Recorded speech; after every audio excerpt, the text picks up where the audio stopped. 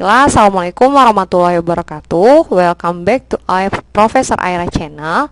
Nah, jadi pada video kali ini kita akan membahas materi tentang gaya antar molekul.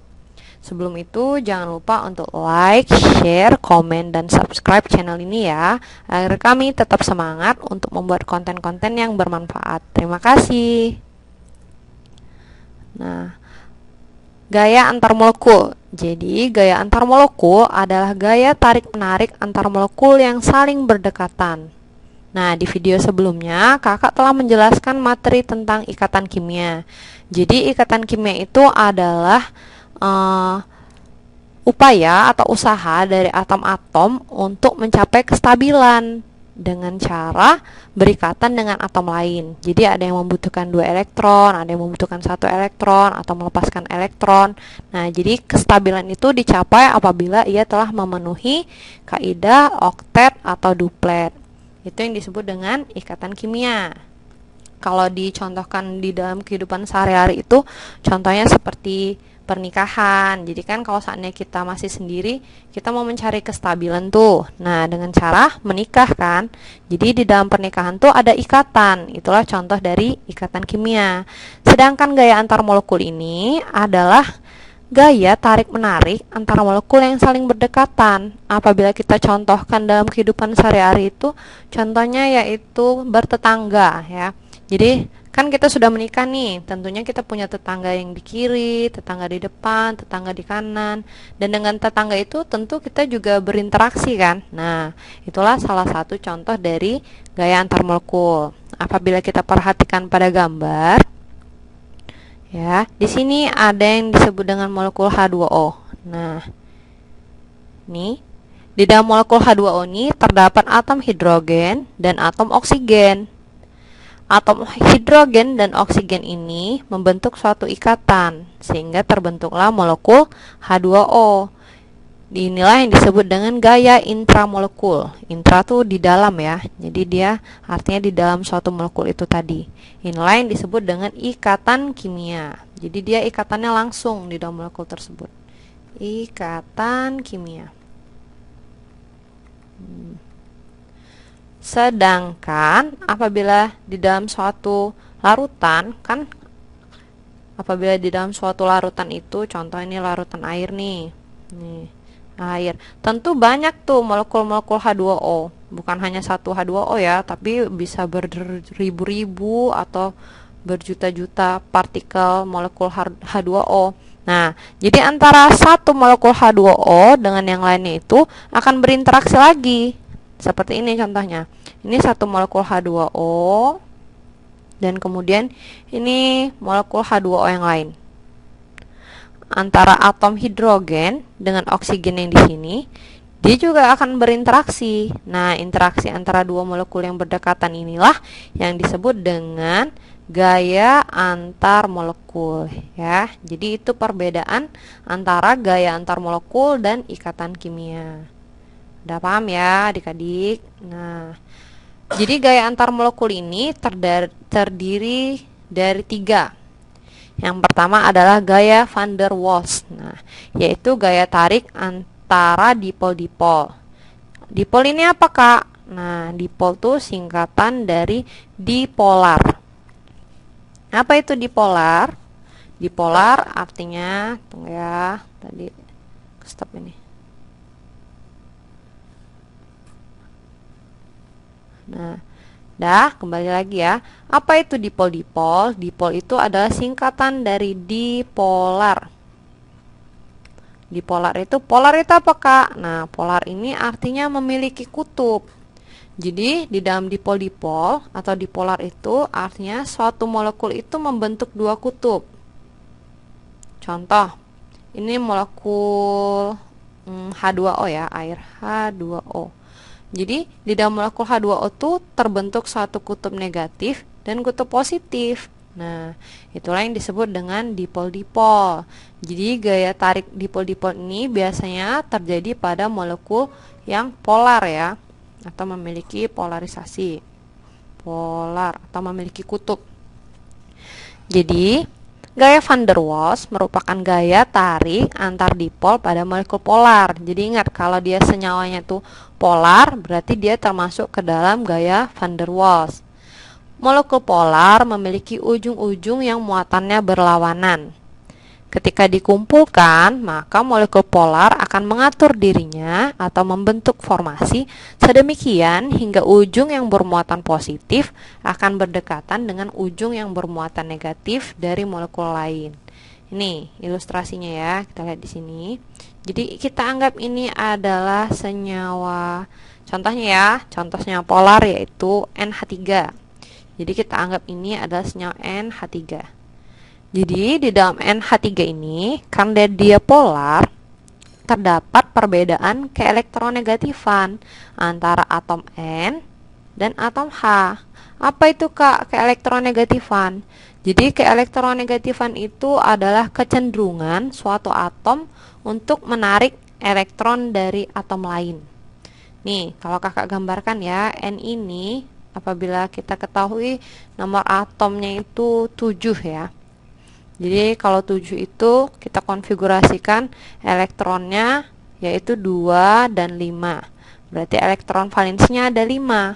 Nah, lihat nih 1, 2, 3, 4, 5. Berikatan dengan H, hidrogen. Hidrogen itu memiliki elektron valensi 1, H, dan H. Berikatan ya. Jadi kita perhatikan di sini.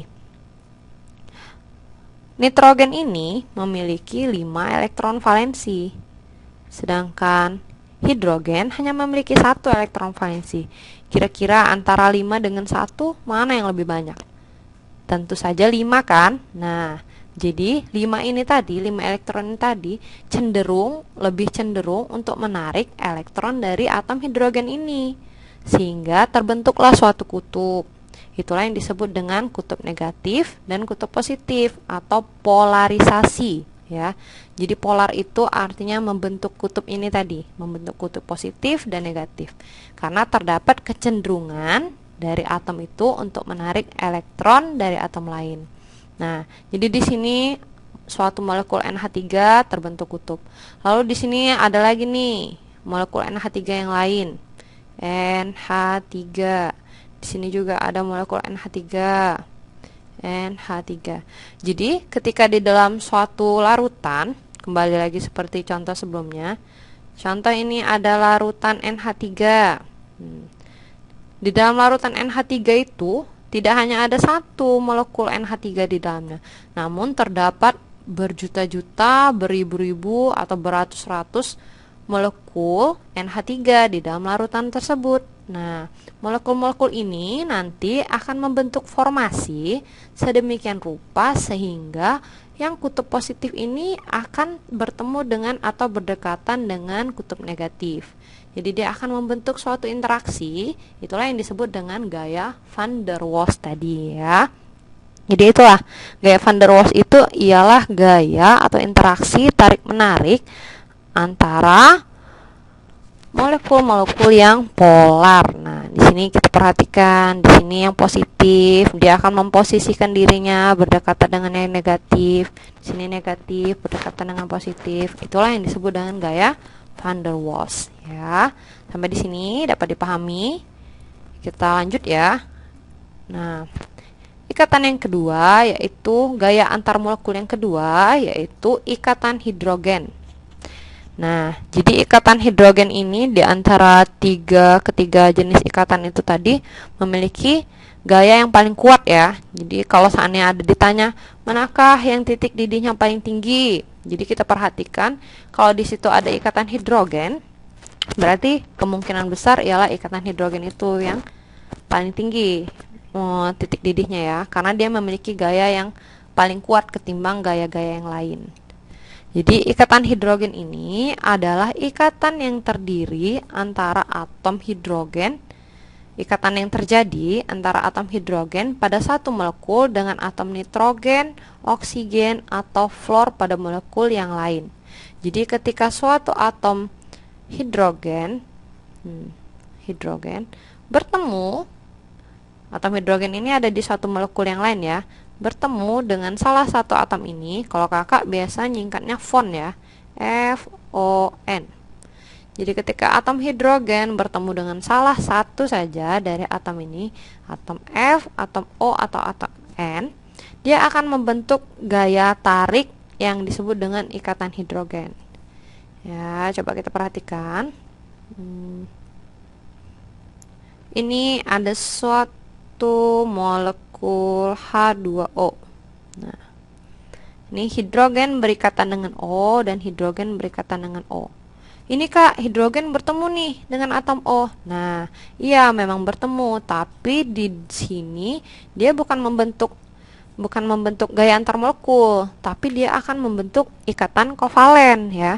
Kenapa Kak? Karena dia langsung berikatan langsung nih antara hidrogen yang satu nih dengan oksigen di sini. Jadi dia akan langsung membentuk ikatan kovalen.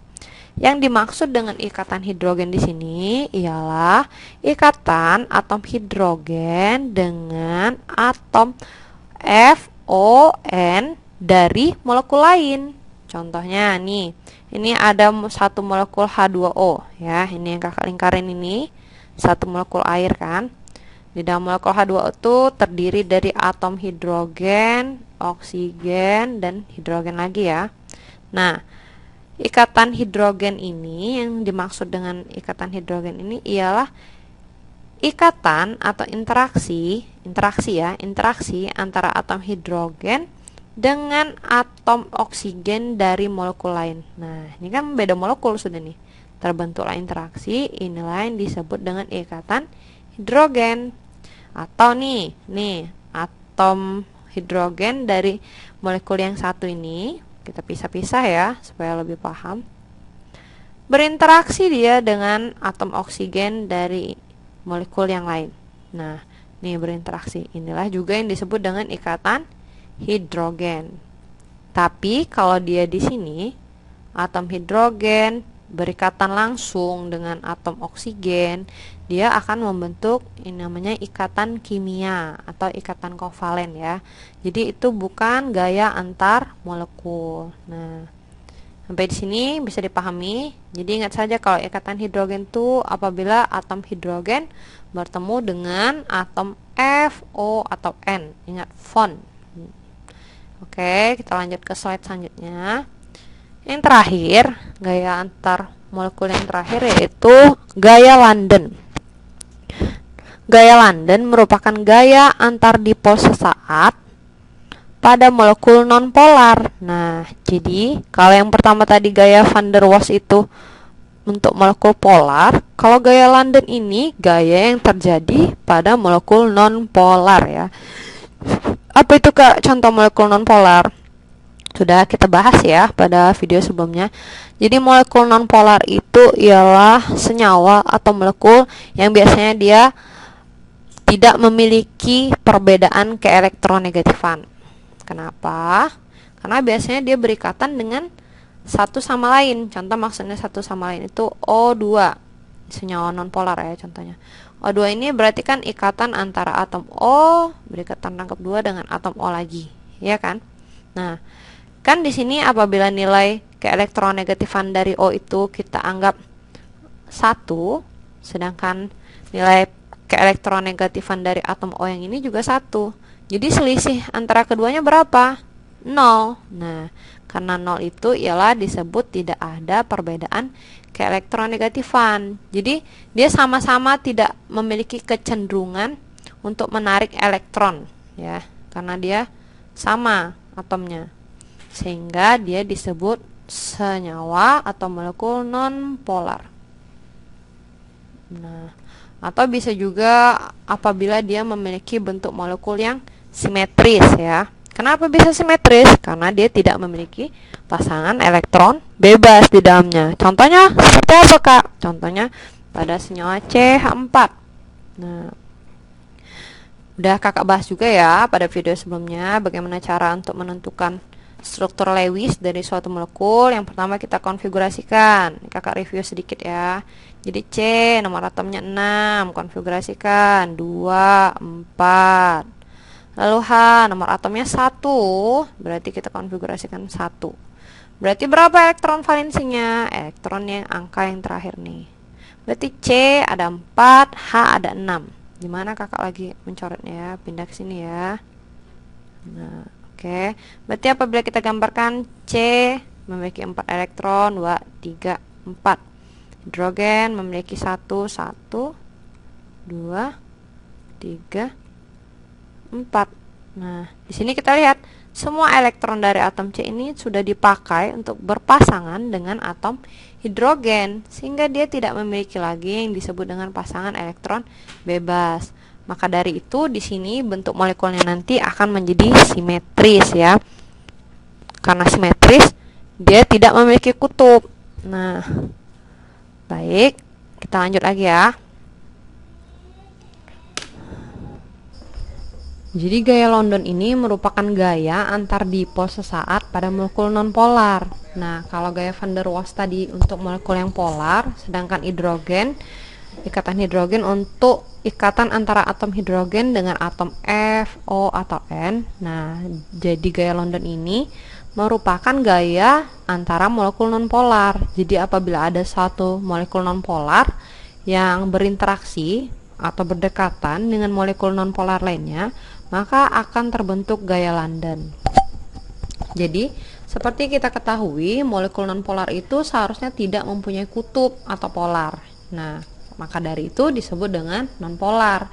Namun, karena adanya pergerakan elektron mengelilingi atom atau molekul, maka ada saat-saat tertentu di mana elektron akan berkumpul atau terkonsentrasi di salah satu ujung atau tepi molekul. Sedang yang tepi lain terdapat kekosongan elektron. Nah, jadi seperti yang kita ketahui bahwasanya di dalam atom itu terdapat yang namanya inti atom atau yang terdiri dari proton dan neutron. Sedangkan di luarnya itu terdapat elektron-elektron yang mengelilingi inti atom tadi. Nah, jadi elektron ini tidak hanya berdiam di suatu tempat, namun dia berkeliling memutari inti atom tersebut.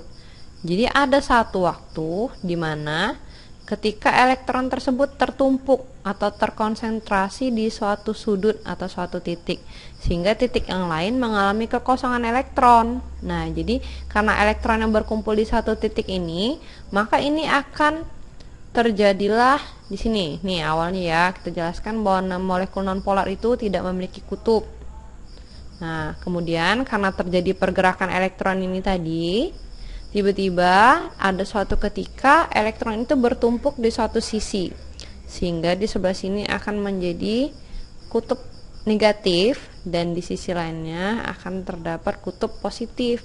Inilah yang disebut dengan dipol sesaat. Jadi dipol sesaat itu ialah keadaan di mana suatu atom atau molekul yang awalnya dari nonpolar, karena suatu pergerakan elektron dia tiba-tiba menjadi memiliki sifat polar atau dipol, tapi sifatnya hanya sementara atau sebentar. Lalu ketika molekul ini tadi mengalami dipol sesaat, dia berdekatan dan berinteraksi dengan molekul nonpolar yang lainnya. Sehingga karena di sini ada kutub yang awalnya dia netral, di sini akan terbentuk lagi gaya atau kutub positif. Karena ini negatif, dia akan berdekatan dengan kutub positif. Sehingga elektron itu tadi akan terkonsentrasi lagi di suatu titik. Elektronnya akan berkumpul di sini dan yang lainnya di sini akan kosong. Sehingga akan terbentuk kutub positif ya. Jadi karena ini negatif akan terbentuk kutub positif. Ini awalnya ini dipol sesaat, karena dia berdekatan dengan molekul lain, ini terkena imbas. Maka dari itu ini akan disebut dengan dipol terimbas ya. Nah, interaksi antara dipol sesaat dan dipol terimbas inilah yang disebut dengan gaya London ya.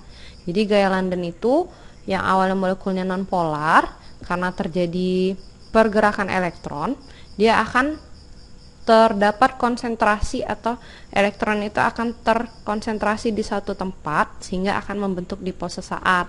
Nah, dipol sesaat itu nanti akan berinteraksi lagi dengan molekul nonpolar lainnya sehingga dia akan menjadi dipol terimbas. Kenapa terimbas? Karena dia terkena imbas dari si dipol sesaat ini tadi. Itulah yang disebut dengan gaya London. Lalu kemudian dia setelah mengalami gaya London ini, dia akan kembali lagi menjadi molekul nonpolar dan nonpolar. Lalu ketika elektron berputar lagi, dia akan terkonsentrasi, lalu kembali lagi ke siklus seperti ini.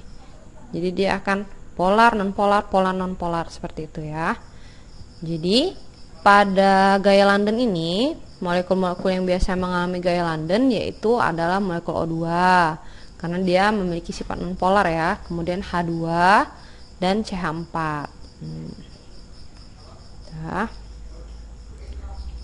Ya, kita masuk ke contoh soal dari gaya antar molekul.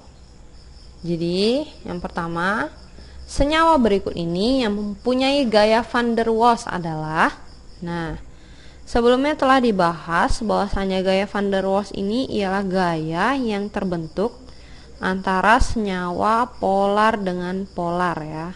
Jadi, apabila ada senyawa polar dan polar berinteraksi, itu akan membentuk gaya van der Waals. Nah, jadi kita analisis dulu satu persatu pilihan ini. Di manakah dari pilihan ini yang merupakan senyawa polar? Jadi HF. Nah, HF ini polar atau tidak? HF ini polar ya, tetapi HF ini masuk ke dalam ikatan hidrogen. Kenapa, Kak? Nah, karena di sini atom hidrogen berikatan dengan atom F, di mana apabila ikatan hidrogen itu terjadi ketika atom hidrogen bertemu dengan atom F atau atom O atau atom N, sehingga membentuk ikatan hidrogen. Jadi pilihan opsi pertama itu ikatan hidrogen ya, teman-teman. Kemudian yang B, NH3. NH3 ini polar atau tidak? Iya, polar ya. Kenapa polar? Karena di NH3 ini apabila kita jabarkan, nomor atom N itu 7. Apabila kita konfigurasikan menjadi 2 dan 5. H itu 1 hidrogen apabila dikonfigurasikan menjadi 1. Jadi apabila kita gambarkan struktur Lewisnya, ini nitrogen memiliki 5 elektron valensi. Berarti kita letakkan 1, 2, 3, 4, 5. Hidrogen kita letakkan di sini 1 elektron, hidrogen 1 elektron, hidrogen 1 elektron. Nah, berikatan nih antara elektron nitrogen dan hidrogen. Sudah berikatan, kita lihat bahwasanya terdapat satu pasangan elektron bebas dari si nitrogen tadi. Maka dari itu ini termasuk ke dalam senyawa polar. Karena syarat senyawa polar itu yaitu memiliki pasangan elektron bebas, yang kedua memiliki bentuk molekul yang tidak simetris. Karena terdapat pasangan elektron bebas ini tadi, jadi bentuknya tidak simetris ya. Jadi kira-kira udah dapat nggak nih jawabannya? Nah, jadi jawabannya yaitu yang B. Tapi kalau untuk mengecek ya, kita lanjut ke opsi yang C. Nah, yang C ini ikatan apa nih? Ikatan hidrogen ya, betul. Ikatan hidrogen. Kenapa, Kak?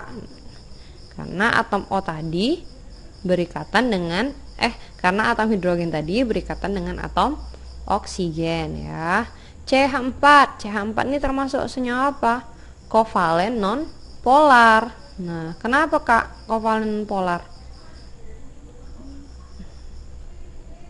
Karena apabila kita gambarkan struktur Lewis dari CH4 ini, ya, jadi di sini pertama kita konfigurasikan dulu atom C memiliki 6 nomor atomnya ya, 6 elektron berarti 2 dan 4. Atom H berapa? 1. Berarti 1. Kita gambarkan satu atom C di tengah memiliki 4 elektron valensi. 1 2 3 4. Dan atom hidrogen memiliki 1 elektron valensi. Di sini hidrogen 1, hidrogen 1, hidrogen 1, hidrogen 1. Nah, berikatan. Ya, di sini berikatan. Kita perhatikan bahwasanya semua elektron dari atom C ini telah digunakan untuk berikatan dengan atom hidrogen sehingga tidak terdapat pasangan elektron bebas. Nah, karena tidak ada PEB atau pasangan elektron bebas, jadi senyawa CH4 termasuk ke dalam kovalen non polar ya. Jadi tadi kalau kovalen non polar termasuk ke dalam gaya London ya, pintar. Selanjutnya yang terakhir yaitu NaCl. NaCl ini termasuk ikatan apa? Ikatan ion ya. Kenapa? Karena atom Na ini akan memberikan satu elektronnya kepada atom Cl, dan Cl akan menangkap satu elektron dari atom Na. Karena terjadi serah terima elektron, jadi dia termasuk ikatan ion. Ya, sampai sini dapat dipahami. Kita lanjut ya. Soal yang terakhir. Berdasarkan pada massa molar dan momen dipol dari 5 senyawa dalam tabel, manakah yang diperkirakan mempunyai titik didih tertinggi? Nih, jadi diberikan tabel di sini. Ini tabelnya. Ada 5. Baru dilihat ini massa molarnya. Massa molar itu apa, Kak? Massa molar itu Mr ya. Jadi penjumlahan dari nomor atom itu tadi. Nah, lalu kemudian di sini ada data momen dipol. Momen dipol itu apa, Kak? Nah, jadi momen dipol itu adalah nilai selisih dari tingkat kepolaran ya, dari suatu molekul atau senyawa. Jadi apabila dia nonpolar, maka nilai momen dipolnya adalah 0 karena dia tidak ada selisih perbedaan keelektronegatifan.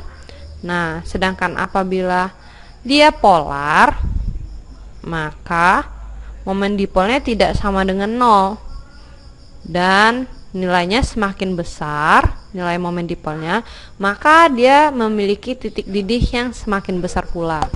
Jadi di sini yang dipertanyakan adalah manakah yang diperkirakan mempunyai titik didih tertinggi. Tadi sudah disebutkan bahwasanya momen dipol yang paling besar dia akan memiliki titik didih yang paling tinggi juga ya. Jadi dia berbanding lurus. Jadi momen dipol paling besar kita perhatikan. Namun selain itu, selain faktor dari momen dipol, kita juga harus melihat faktor dari Mr ya, atau massa molar. Jadi apabila semakin besar massa molarnya, maka titik didihnya juga akan semakin tinggi.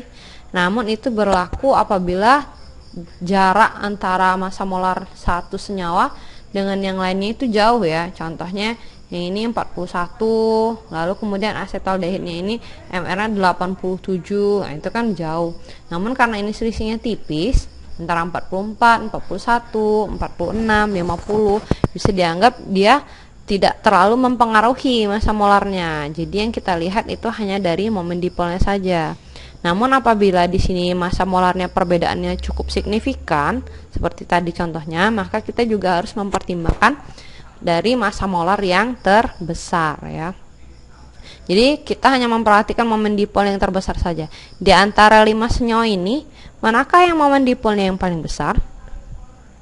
Tentu saja asetonitril ya, dengan nilai momen dipolnya 3,9. Jadi senyawa yang mempunyai titik didih tertinggi yaitu adalah asetonitril atau CH3CN. Ini ya jawabannya ya. Jadi perlu diingat, semakin besar momen dipol, semakin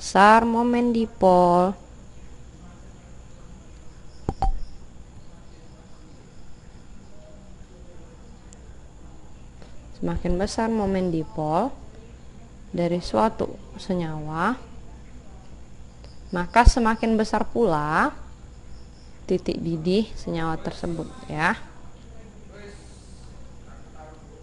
Berbanding lurus ya. Begitu juga dengan massa molekul Mr. Semakin besar Mr, maka semakin besar pula titik didihnya ya.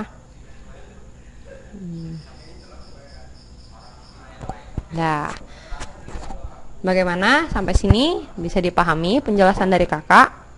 Nah, baiklah, kakak kira cukup sekian video dari kakak.